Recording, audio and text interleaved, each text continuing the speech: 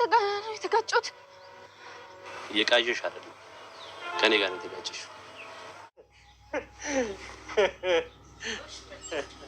አባዬ እንዴት ዋላችሁ?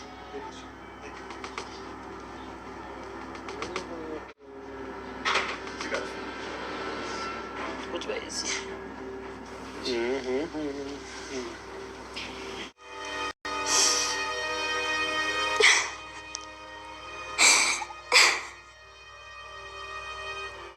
ማናት የከለከለች? አሰሪ እኔ የምለው እኔት ዋስ የሚሆንሽ ሰው ጋር መደወል ትችላለሽ? አዎ አሁንን መደወል እችላለሁ። እሺ በቃሽ፣ ቤት እንግባና እዛ መጥቶ እናወራለን። እኔ የምለው ስምሽ ግን ማን ነው? ኤደን። በጣም አሪፍ ስም። እሺ ለማንኛውም እቃሽን ያዥና እንሂድ። የኔ ዋ ድሮም የዋ እንደውን ካውቀ ነበር። እስኪ ዋነት የት እንደሚያደርስ እናያለን። ያችን ጭራቅ ቅድስት እናንተን መጨረሻችሁን ሲኦል ካላደረኩት እኔማ።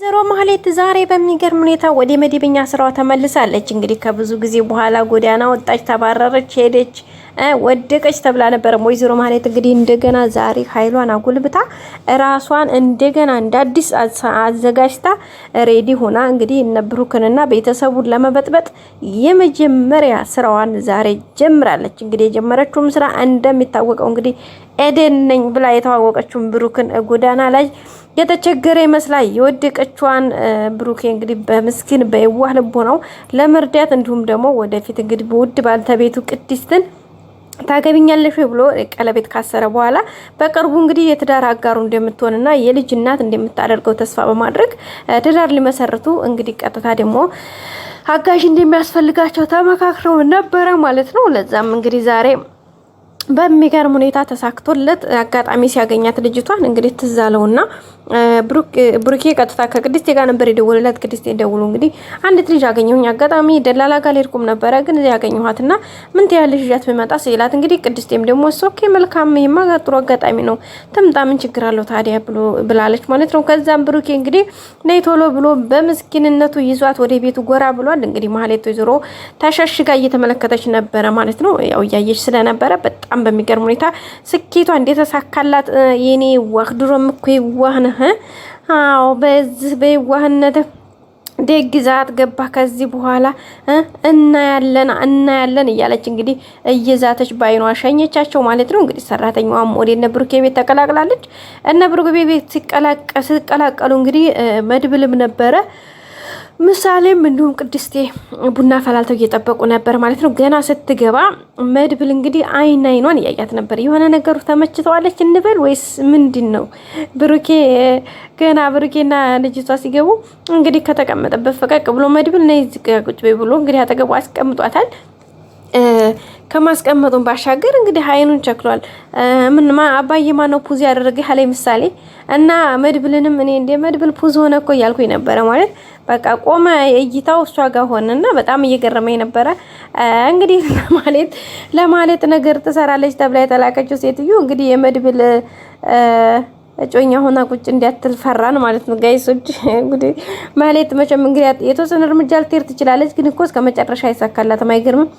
አሁን እንግዲህ ያንን 500,000 ብር ወይም ደግሞ ግማሽ ሚሊዮን ብር ከዛ ከቦርጫም ጉንጫም ሰውዬ ማለት ነው እንግዲህ የትልቅ ውርዴታም ተዋርዶ ነው እንግዲህ ያንን ቪዲዮ ይዛበት እኮ ነው ጋይስ አፍንጫው ላይ ሆና ብሩን አንጣ ብላ ተቀበለችው። ያንን ብር ከተቀበለ በኋላ እንግዲህ መጀመሪያውንም ጓደኛዋ እንግዲህ ብሩን ቆይ አሁን ይሄንን ብር ስታገኝ ምን ልታደርጊበት ነው ስትላት በቀል ገዛበታለሁ ነበር ያለችውና እንዴ ምን በቀል እኮ ለፈጣሪ ነው ስትላት አይ እነሱን እንኳን ለፈጣሪ አልተዋቸውም እኔ ራሴ ነኝ የምበቀላቸው ነው ያለችው። እንግዲህ በድፍረቷ ማለት ነው ማህሌት እንግዲህ ዛን ጊዜ ብዙ መከራ ደርሳ ብሩክንም ያን ያክል በድላ ልጁን ለማሳከም እሱም እስር ቤት እንዲወረወር ገንዘቡን እንዲያጣ ብዙ ነገሮች አድርጋ እንዲሁም ደግሞ ዛሬ እነ ብሩክ እነ ይቅርታ እነ ሞገስ ለዚህ ሁሉ ስቃይ ለሚሰቃዩበት የመጀመሪያ የብሩክ የሞገስን ሀብት ንብረት ወይም ደግሞ ኮንትሮባንድ ይሰራ እንደነበር የመጀመሪያ ጥቆማ ሰጣ ስቲል ክሱ ያልተነሳለት የሞገስን ማለት የመጀመሪያውን እንትን ያደረገችበት እኮ ማህሌት ተናታቃላችሁ ጋይሶ ስቲል ይሄው እንግዲህ መድብል ማን ነው እነ ሞገስ ገንዘባቸውን አጥተው እንግዲህ ሞገስ ያው እንደምታውቁት ዛሬ ጎዳና ላይ ወጥቷል ማለት ነው። እንግዲህ ለዙ ሁሉ ኬዝ ያደረገችው መጀመሪያ ገንዘቡን ማለት ቦታ ቦታ እንኳን እንዳይንቀሳቀስ ከሀገር ሀገር እንዳይንቀሳቀስ ገንዘቡ ሀብቱ ንብረቱ ሙሉ በሙሉ የተያዘበት በማህሌት ምክንያት ነው። ያንን ሁሉ አድርጋ ብሩክን ያን ሁሉ አድርጋው ኢቭን ራሱ ይቅርታ አድርጉልኝ ብላ ተመልሳ በእንትና በዝና አማካኝነት እንኳን ወደ ቤት ስትመለስ በዛን ሰዓት እንግዲህ ለዛ እንኳን ለይቅርታ ልብ እንዲኖራቸው እንኳን መልካም ነገር አይደለም ስትሰራ የነበረው። ቅድስቴን ስታሳድድ ቅድስቴን ስትሳደብ ብሩክ ሲመጣ ጻድቅ ትመስላለች። እነሱ ወጣ ሲሉ ደግሞ እሾህ ሆና ቤቱን ስታተራምሰው ትውላለች። በመጨረሻም እንግዲህ አድርጋ ያወጣችሁን ታውቃላችሁ። የመድብልን ሙዚቃ ዲብ እናርጋ ሽጣ ነው እንግዲህ በ100,000 ስንት አመት ስንት ጊዜ የለፋበትን ሙዚቃውንና ስራውን ዲብ እናርጋ በመሸጥ ነው በመጨረሻ ላይ እንግዲህ ከቤት የተባረረችው ማለት ነው ቤተሰቦቻችን። ከዛም ስትሄድ እንግዲህ ዝናም ያው እንደምታውቁት ሜዳ ላይ ነው የጣላት። በቃ ሁሉም ቦታ በቃ እንዳይሆን ሆና ጎዳና ወድቃ እዛም ጎዳና ላይ ሆና እንኳን ራሱ ሞገስና ሉላን እንግዲህ በፌስታል የያዙትን ምግብ ሰጥተዋትኝ ወዳው እንግዲህ የገባች ገብታ ከኋላ እየተከታተለች ለነዝና አሳልፋ ሰጥታ ሌላ ኬዝ ያመጣችባቸው እንግዲህ እሷ ነች በሚገርም ሁኔታ ቤተሰቦቻችን። ከዛም ባለፈ ደግሞ ይሄ ሁሉ ችግር ደርሶባት እንደገና ሌላ በቀል ገንዘቡን የሚያመጣችው በበቀል አሁንም የያዘችው ስራ በቀል አስባችሁታል። በጣም ከባድ ነው። ግን ከስህተቷ ምንም የምትማር አይደለችም። ሲጀመር ስህተት መስሎ የማይታያት ነገር ማለት የጽድቅ አድርጋ ነው የምትቆጥረው የሚገርማችሁ ማለት ነው። እና ቤተሰቦቻችን እንግዲህ አሁን ትንሽ እነ ብሩክ ጋር እንግዲህ ነገሩ የሾው ትንሽ ይከብዳል ብለን ተስፋ እናደርጋለን። ሌላው እንግዲህ ደግሞ ሞገስ ያለበት ሁኔታ በጣም የሚያሳዝን ነው። ግን ደግሞ ደስ የሚለው ነገር ጠበቃው ለነ መድብል ደውሎላቸዋል። ከነ መድብል ጋርም አንዳንድ ነገሮችን አውርተዋል። ግን ያው አሁንም ይሄን ያክል ሆድ የሚነፋ ነገር ባይኖርም ማለት እነ መድብል ያን ያክል እምነቱ የላቸውም። ምክንያቱም በምን መልኩ ማጣራት እንዳለባቸው ግራ ገብቷቸዋል። እሱም በአካል እንገናኝ ሲሉት እሱም ስለፈራ ማግኘት አልፈለገም። እነሱም ደግሞ እንዴት አድርገን እንመን የሚለው ነገር በጣም ከባድ ሆኖባቸዋል። እንግዲህ አንዳንድ ነገሮችን ሲያወሩ ነበረ። እንግዲህ ዙሮ ሁሉም ነገር በቀላልና በሁኔታው እንደሚስተካከል ተስፋ እናደርጋለን። ለአሁን ግን ያው ሉላ እነ ብሩክ ጋር ነው ያለችው። ሞገስ ግን ያው እንዳያችሁት ጎዳና ላይ ወድቆ ለዛውም እንኳን የውዳቂ ምግብ ይዞ በጣም እያሰበ የተጨነቀ ነው። ከአእምሮ እሷ መጥፋት አልቻለችም። ያን ሁሉ መከራ አብረው ከፍለው ያን ሁሉ መስዋዕትነት ካደረጉ በኋላ አሁን ደግሞ እንግዲህ የመጨረሻ በጣም ከባዱ ስለሆነባቸው ተለያይተዋል ማለት ነው። ሉላም እንግዲህ ምን ነው ባልተለየሁት እያለች ነው የምትገኘው። ሞገስም በቃ ያው አለ አይደለ በቃ ከዚህ በላይ አንቺ አትሰቃይም ብሎ ነው እንጂ ካጠገቡ እንድትሄድ አይፈልግም እውነት ለመናገር ማለት ነው ቤተሰቦቻችን። ግን አሁን ደግሞ እግዚአብሔር ይመስገን ጠበቃው አልሞተም።